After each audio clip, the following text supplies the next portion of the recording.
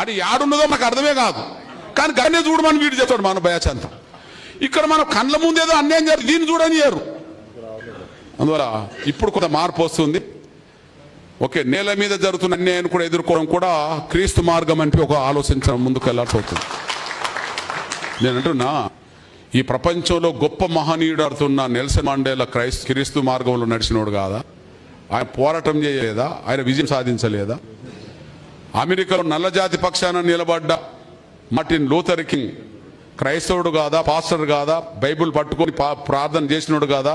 Road మీదకి వచ్చి ఉద్యమం చేయలేదా? ఇవాళ నల్లజాతి ప్రజలకు విముక్తి సాధించలేదా? అంటే క్రియ తోడవుతేనే విజయం ఉంటుంది, కానీ విశ్వాసం ఒకటి నిన్ను విజయం వైపు నడపోదు అని చెప్పి స్పష్టంగా రుజువు అవుతున్నప్పుడు దయచేసి మన విశ్వాసాన్ని కాపాడుకుందాం, కానీ క్రియకు తోడు చేద్దాం. మీరు ఏ ప్రార్థన చేస్తారో, అన్నిటి ప్రార్థన చేస్తారో, గంట సేపు ఏడుతారో, చర్చలు ఏడవండి, కానీ బయటకు వచ్చి మాత్రం యుద్ధం బయట మాత్రం మనకు నెట్టబడ్డది. మీరు కన్నీరు గాతారా లేదా నాకు అనవసరం. ఓకే, లోపల వెళ్ళి కన్నీరు గారవండి, వరదలు బారించండి, చర్చ నాకు అభ్యంతరం లేదు. కానీ బయటకు వచ్చి మాత్రం ఈ ప్రభుత్వాల మీద కన్నెర చేయాల్సిన అవసరం మాత్రం ఉన్నది. కన్నెర చేయడం కూడా యేసు మార్గం అనే విషయం కూడా అండి. కన్నెర చేయకపోతే యేసు మార్గం కాదండి. కన్నెర చేస్తేనే యేసు మార్గం. బయటకు వచ్చేయాల్సినటిదిగా ఇన్నిసార్లు అవకాశాలు కోల్పోతుంటే నువ్వు మాట్లాడకపోతే నువ్వు అన్యాయం చేసినట్టు కాదా? నువ్వు ఎంత విశ్వాసం అయినా నీకు జ్వరం వస్తే నువ్వు హాస్పిటల్ పోతలేవా? నువ్వు ఎంత విశ్వాసం అయినా జ్వరం వస్తే నువ్వు హాస్పిటల్ పోతలేవా? కింద పడ్డప్పుడు దెబ్బ తగిలినప్పుడు అమ్మో అబ్బో అంటలేవా? నీకు సమస్య వచ్చినప్పుడు మౌనంగా ఉండడం అనేది తప్పు కదా? దయచేసి విజ్ఞప్తి చేస్తున్నా, మా దళిత క్రైస్తవ సమాజానికి విశ్వాసం నిండుకుంది, కానీ బయటకు వచ్చి సమస్యల మీద మాట్లాడడానికి కొట్లాడడానికి కూడా పాస్టర్లు కూడా క్రియలేని విశ్వాసం మృతపాయని చెప్పి నేను చెప్తాను నమ్మడం, కానీ పాస్టర్లు చెప్తే మా బాగా నమ్మడానికి అవకాశం లేదు. కనుక పాస్టర్ల బోధనలో కొంత మార్పు రావాలని చెప్పి నేను మీ అందరు విజ్ఞప్తి చేస్తూ, మీ అన్నగా నేను చెప్తున్నా, మీ బిడ్డగా నేను చెప్తున్నా, నా ఒంటి మీద కండువ మారదు, మా పరిస్థితి ఏనాడు రానివను. సమస్య ఎక్కడుంటే అక్కడ, న్యాయం ఎక్కడుంటే అక్కడ వాటి వైపే నిలబడతా. కండువ మారి ఏదన్నా చేరినామనుకో ఆడ ప్రశ్నించి చైతన్యం కోల్పోతాం. మనకు అన్యాయం జరుగుతున్నప్పుడు మౌనంగా ఉండాల్సి వస్తుంది. ఉదాహరణకు ఇప్పుడు మన దళితుల్లో ఎమ్మెల్యేలు లేరా, పిల్లేరా, మంత్రులు లేరా? ఆయా పార్టీలో ఎందుకు మాట్లాడతలేరు? మన దళితుల్లో ఎమ్మెల్యే లేరా, ఎంపీ లేరా, మంత్రులు లేరా, కేంద్ర మంత్రులు లేరా? ఎందుకు మాట్లాడతలేరు?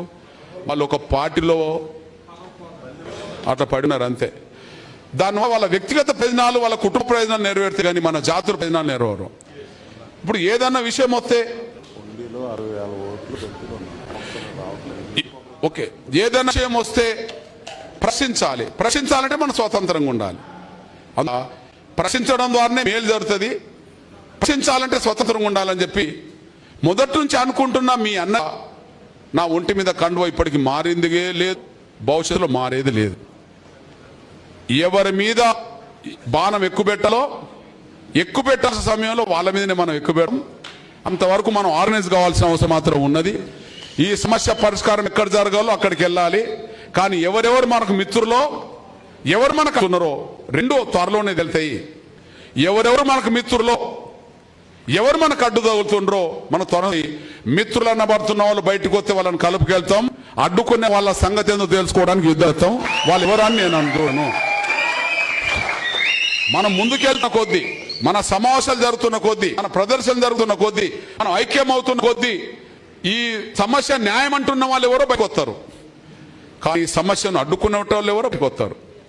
వాళ్ళ పార్టీ పేరు చెప్పలేదు, వాళ్ళ సంఘం పేరు చెప్పట్లేదు, కానీ మిత్రులు ఎవరో తేలుతుంది, శత్రువులు తేలుతుంది. మిత్రులతో కలిసి పనిచేస్తాం. శత్రువు నడుతున్న వాళ్ళు ఎవరైనా సరే వాళ్ళ మీద యుద్ధమే చేస్తామే, రాజు అంటూ ఉండదనేసి కూడా మర్చిపోద్దని సవినం కోరుకుంటూ, ఆ దిశగా చేసే పోరాటంలో మనందరూ కలిసి పనిచేద్దాం. ఒకరు ఎక్కువ తక్కువ కాకుండా, ముఖ్యంగా మాదిగ అన్నదమ్ములు గారు కలిసి యుద్ధం చేస్తే విజయం తప్పకుండా వస్తుంది. రేపు కాకపోతే ఎల్లుండి అవుతుంది, ఏనవుతుంది. అంతవరకు మనం కలిసి పోరాటం చేద్దాం కూడా మర్చిపోద్దని విజ్ఞప్తి చేస్తూ, మీరు ఎక్కడికి రమ్మన్నా నేను అక్కడికి వస్తా. ఒక్క రకం చెప్పండి, కమిషన్ నివేదిక ఎంతవరకు నేను 2 తెలుగు రాష్ట్రాలు తిరుగుతా, కమిషన్ నివేదికకు వచ్చే సమయానికి నేను ఢిల్లీలో కూడా అక్కడ వినతి పత్రం ఇచ్చే ప్రయత్నం చేస్తా. ఏదైనా ఈ పాత్ర బాధ్యత మీ బిడగా మన దళితుల అస్తిత్వాన్ని పెట్టే కాడ నా పాత్ర అందరితో పాటు సమానంగా ఉంటుంది, వీలైతే అందరికంటే ముందట ఉంటుంది. కానీ వెనకబడిపోయే పాత్ర మాత్రం నాకు ఉండదనేసి కూడా మర్చిపోద్దని కూడా గుర్తు చేస్తూ ముగిస్తున్నాను. జై భీమ్, జై జీవన్. Thank you. వర్ధిల్లాలి అన్ని కృష్ణమాధవ నాయకత్వం, వర్ధిల్లాలి అన్ని కృష్ణమాధవ నాయకత్వం, వర్ధిల్లాలి అన్ని కృష్ణమాధవ నాయకత్వం, వర్ధిల్లాలి అన్ని కృష్ణమాధవ నాయకత్వం. దేవారం అరుంధతి పేట వారు